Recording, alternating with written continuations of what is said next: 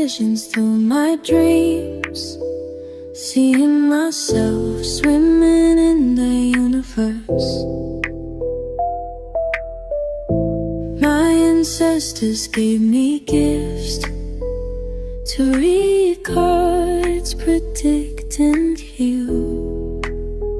My name is Daphne, but spirit calls me bye-bye love.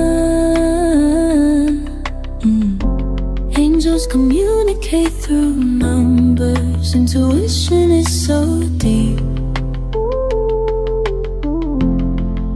The gift I fully embrace within.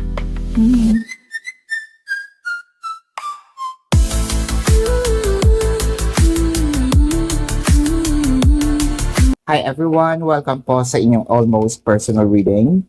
I want you to know that this is a general reading, so you may resonate po sa buong reading na ito or baka konti lamang, no?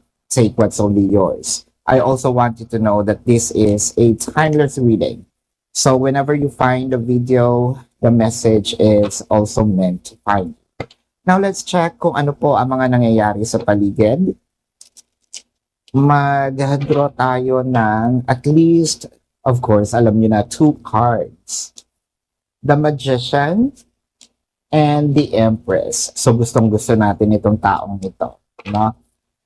We are manifesting this person to love us, to pay attention to us, to give time, no, sa atin. Nakikita din natin na itong taong ito is parang sinasabi nating gustong-gusto nitong, parang gustong-gusto mo talaga din siyang either maging ka-close or close na kayo, or pwedeng sabihin mabigyan ng extra sweetness, no? Kung ano man ang namamagitan sa inyo ng taong ito. The Tower. Wow. Pero bakit deep inside, hindi ko alam kung sino yung nagbabago dito. Wala pa naman yung mga cards, no? Pero parang meron dito isa na nagbabago yung emosyon. Is it na turn off? Kasi the tower signifies either transformation. Pero kasi maganda na yung simula, di ba? So transforming into what?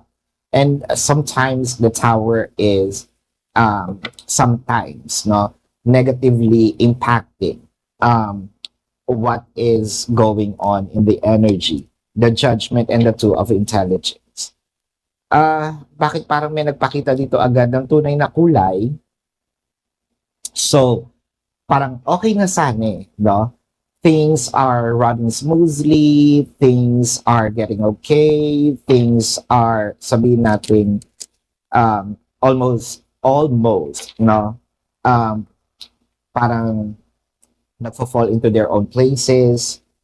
Pero kasi ang nakikita natin dito, bigla-bigla, no? Nag-shift yung energy into frustrations. Bakit? Gusto ko makita with the 10 of Wisdom. Meron naman, so this is the past. Meron namang emotion, seryoso naman, meron naman talagang sabihin natin ditong pinaglalaban. Totoo yung feelings. So, the Chariot and the 9 of Intelligence. So, kaso umalis. So, parang ito yata yung situation na okay na sana kayo, no? Papunta na ito into a committed relationship or nagkakamabutihan kayo ng taong ito. It just so happened kasi umalis siya, no, or may umalis sa inyo, whether this is you or your person. You can switch the energies naman. What I am reading is the dynamic. So, nung umalis, nag-iba yung emotion. Nag-iba yung nararamdaman. Nag-iba na parang sinabing, siguro meron dito nagsabi na LDR is not for me. Whether na-try na, whether hindi pa pero against talaga, no, doon sa, kumbaga, against talaga doon sa idea of having LDR. With the 10 of charisma. Hmm. So, someone here, kahit na yung feelings ko ay nagbabago, I'm still crossing my fingers na either bumalik siya agad, bumalik siya, pwedeng inaantay ko siya, no? Pero magkaroon ng relasyon, LDR, parang not for me. Pero kung mabibigyan ng chance, in the future, kung babalik man siya, why not? The Eight of Wisdom and the Strength card. Parang pilit kong, ito yung thought pilit kong binabalik yung passion. Gusto kong mag-hold dito sa connection na ito. Gusto ko maniwala na LDR is for us. Baka nandito na nga kayo sa LDR, no? Pero hindi talaga it's either hindi talaga ma-take ng puso ko na magmahal ng taong hindi ko nakikita. Yun lang naman yun Kasi di ba usually, kapag may mga tao talaga na gusto nila yung mahal nila, lagi nilang kasama, lagi nilang nakikita, meron talagang LDR is not for me. So parang ito talaga yon. Kung hindi lang siguro ito umalis, kung hindi lang nagkaroon ng separation like in physical, I feel like dire-diretso, maayos naman. Yung distance ang naging problema dito sa relationship na ito. With the Ace of Wisdom, nakikita natin na in the future, parang ito pa rin naman yung love, manunumbalik yung love. Parang kasi yung love dito is overwhelming, no? Pwedeng sabihin natin nag-uumapaw. With the Knight of Intelligence and the Eight of Intelligence. So, ibig sabihin ba nito na pagbalik nitong taong ito, hindi na aalis at manunumbal, hindi na aalis, mag-i-stay, the Eight of Intelligence. Hindi na lalayo pa. Nakikita din natin dito yung promise of apart from staying, babalikan kita, so parang may nangako sa'yo, or nangako ka sa sarili mo na aantayin ko sa pagbabalik niya, idadiretso namin yung pag-ibig, no, itong relasyon. Pero so far, yun nga ang pinagdadasal nitong taong to, na sana kahit malayo kami, or kahit malayo siya, hindi mawala yung feelings ko.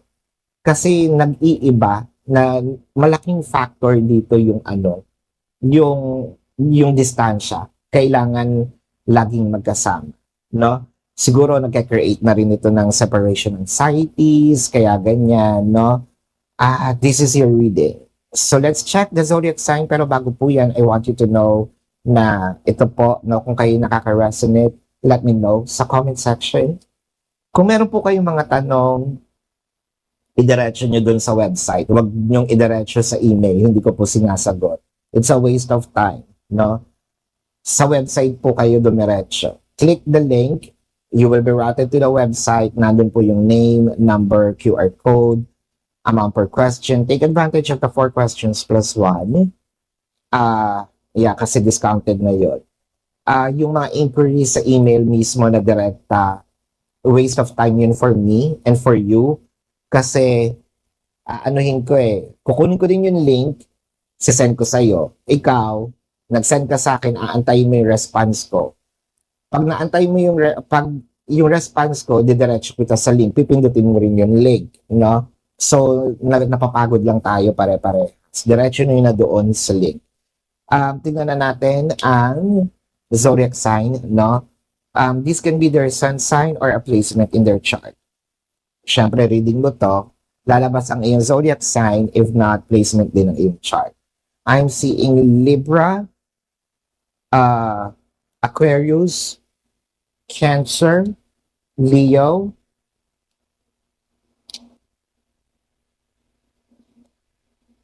Gemini, Pisces, Cancer, Aries, Scorpio, Capricorn. This is your reading. Maraming salamat. Love and light. Namaste. See you po sa susunod na readings. Goodbye.